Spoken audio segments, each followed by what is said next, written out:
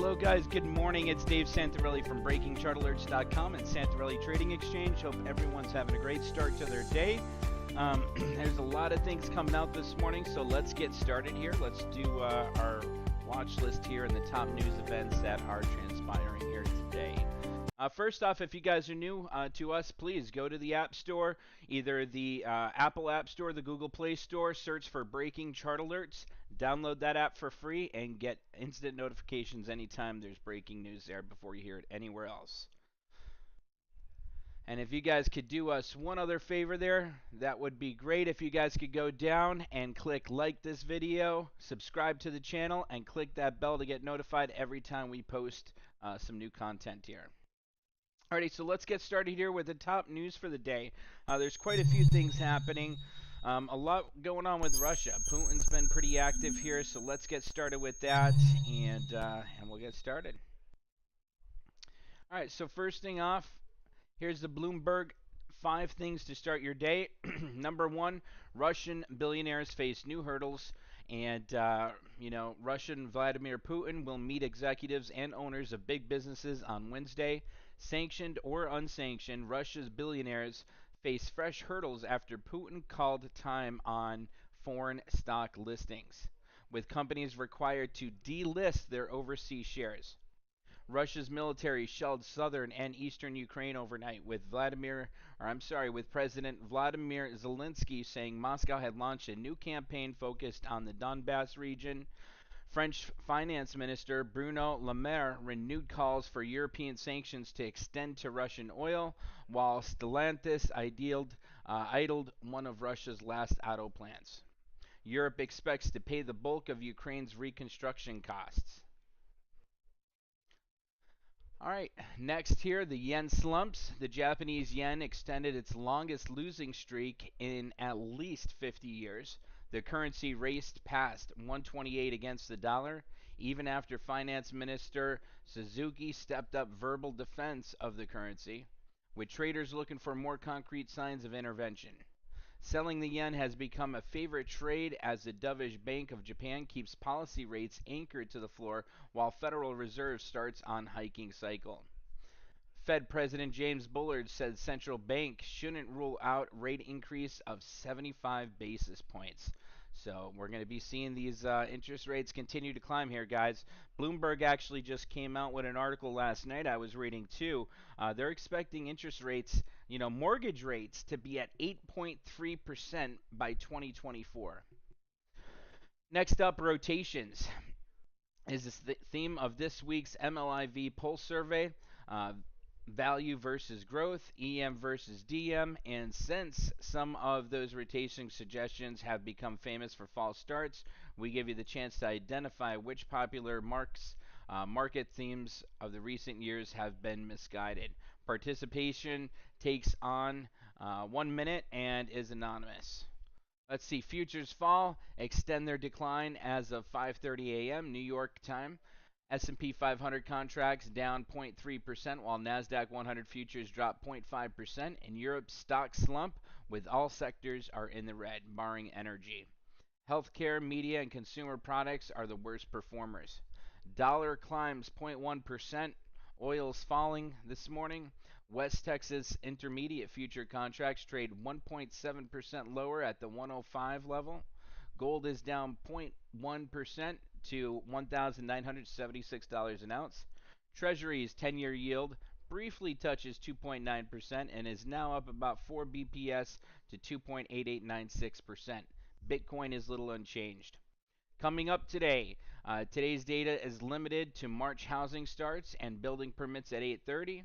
New York time, Fed's Charles Evans, a non-voter this year, is scheduled to address the Economic Club of New York at 12:05 p.m. U.S. President Joe Biden will hold a call at 9:45 a.m. with key allies to discuss Ukraine. All right, let's go on to the next set of news here.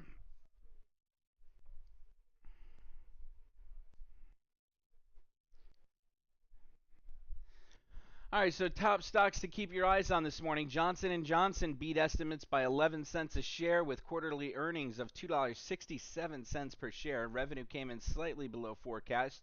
J&J also suspended sales guidance for its COVID-19 vaccine due to a global supply surplus. So think about that for a minute. A global supply surplus of vaccines. And if you guys actually did some research this morning, you'll see stocks like Moderna, Pfizer, um, NVAX there, Novavax, all these stocks are down significantly based on this information there by Johnson & Johnson. They also announced a 6.6% dividend hike. Shares initially fell more than 3% in the pre-market, but subsequently erased those losses. Travelers shares were volatile in pre-market trading, moving between gains and losses after the insurance company beat estimates on the top and bottom lines for its latest quarter. Travelers earned 4.22 per share compared to the $3.50 a share consensus forecast. So that's a big beat, helped by lower catastrophe losses. Travelers also announced a 5.7% dividend increase. The big one there this morning is Plug Power. If you guys take a look, Plug, PLUG, the hydrogen fuel cell company stocks jumped 6.6% in pre-market action after it announced an agreement to supply liquid green hydrogen to Walmart and all of its trucks there. So make sure you guys keep an eye on Plug. I know there's quite a few of you guys in the trade room that trade Plug, so that's going to be a good one for you guys this morning. Netgear. Netgear tumbled 10.6% in pre-market trading after the networking equipment maker reported weaker than expected preliminary results for the quarter that ended April 3rd. Netgear also cut its current quarter revenue forecast, pointing to a weaker U.S. market for Wi-Fi equipment. Zendesk shares jumped 6.1% in the pre-market trading following a Bloomberg report that customer service software developer is exploring a possible sale. Zendesk is said to have hired advisor Catalyst partners to assist in the process. Never heard of them. WeWork rallied 5.4% in the pre-market after the office sharing company's stock was rated overweight in new coverage at Piper Sandler. The firm points confidence in WeWork's path to profitability and how well the flexible office model fits a post-COVID world. Acadia Pharmaceuticals slid 7.7% in pre-market action after the drug maker said its experimental drug to treat post-operative pain did not meet its primary goal in a phase 2 study. Okay, let's go on to the next section here. Now let's take a look at the top market movers here. I did things a little bit differently here today, so I got a few things for you guys to be taking a look at here. Alrighty, so number one here, a pre-market screener. I brought this one up here. American Campus Communication here. This stock is up almost 13% here in the pre-market. $65 a share there. Ticker symbol ACC. These are the ones that you want to put on your watch list. When we do these pre-market videos, make sure you guys go put this on your watch list and watch these throughout the day for possible scalp or some day trades here, or even some swing trades if we're looking at a daily chart. So Zendesk there, ZEN, $130 a share. That one's up about 7%, 6.83% in the pre-market. Plug Power, after that agreement they just had with Walmart, Plug is up 6.61%, trading at $27.24 a share. And then down below there, we were talking about the supply chain issues, and you guys know how they're hiring all these truckers. And, obviously that's been an important factor of, of inflation and everything here. So JB Hunt is out, and that stock is up 2.37% here in the pre-market hours at 175.51. The laggards today, like I said before, when we heard about Johnson & Johnson, look what's on the laggard list here. So these are ones that we can look at for possible shorts, possible puts as a short-term swing trade here. You guys see Novavax, NVAX. Those shares are down 3.57% in the pre-market. Moderna shares at 149.77. That's down 3.22% in the pre-market.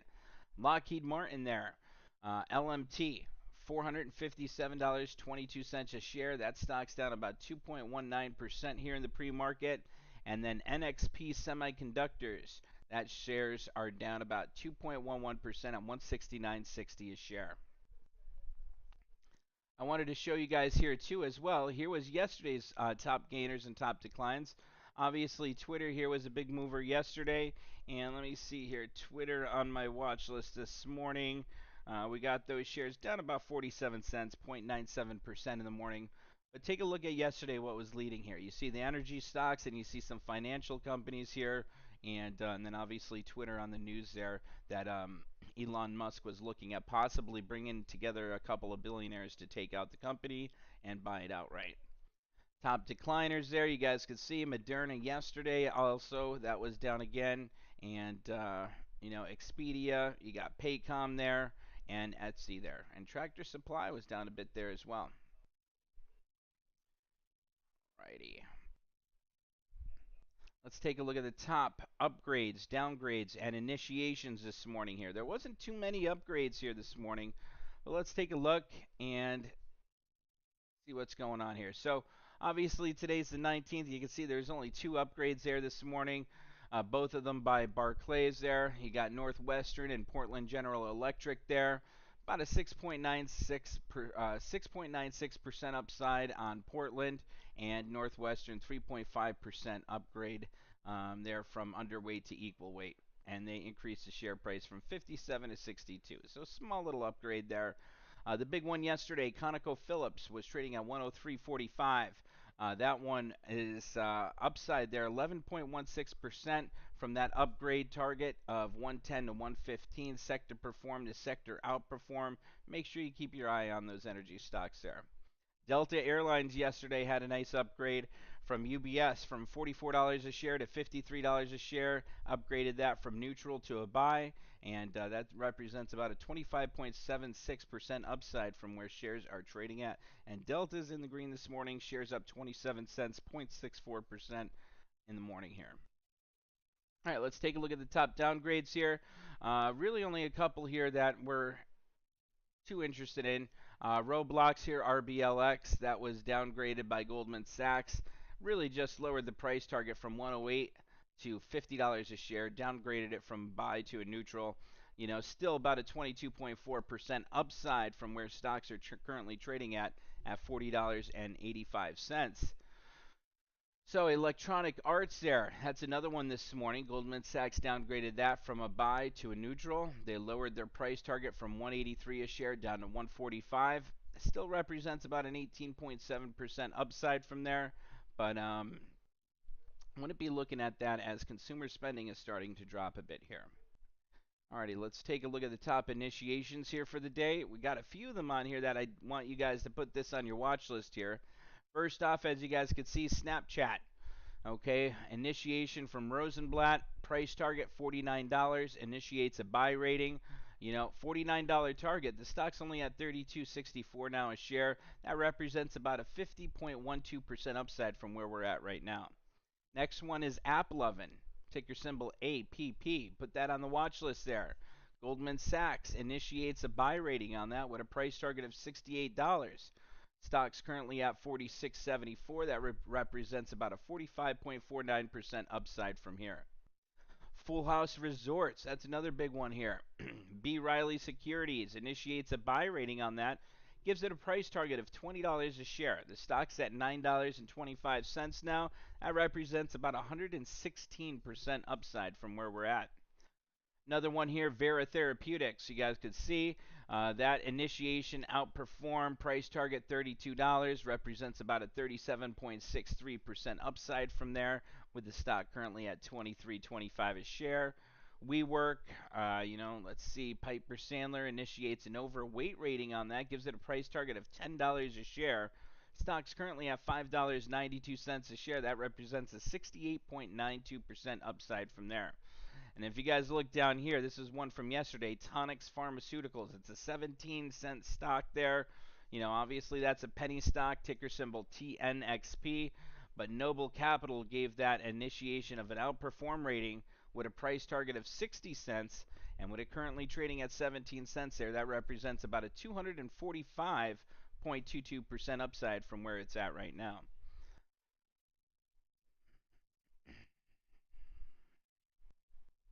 And then let's go over the top stocks to watch here for this morning here. Let's take a look. First things first, let's take a look at Wall Street bet sentiment here. As you guys can see here, the top ones, the ticker sentiment here for Wall Street Bets on the Reddit group: Tesla, Netflix, OIL, GameStop, GME, and AMD. So keep an eye on Tesla, because now once we go back over here, let's take a look at the earnings calendar here for the day. So this morning we had Johnson & Johnson, we had Lockheed Martin that came out with their earnings. After the bell today, we got some earnings from Netflix, IBM. Wednesday morning, Procter & Gamble, Abbott Labs. Obviously Abbott Labs, they make all the COVID vaccines, or not the COVID vaccines, they make the COVID tests there. The government made a big purchase, sending them free to households there, so that's definitely one you want to keep an eye on there.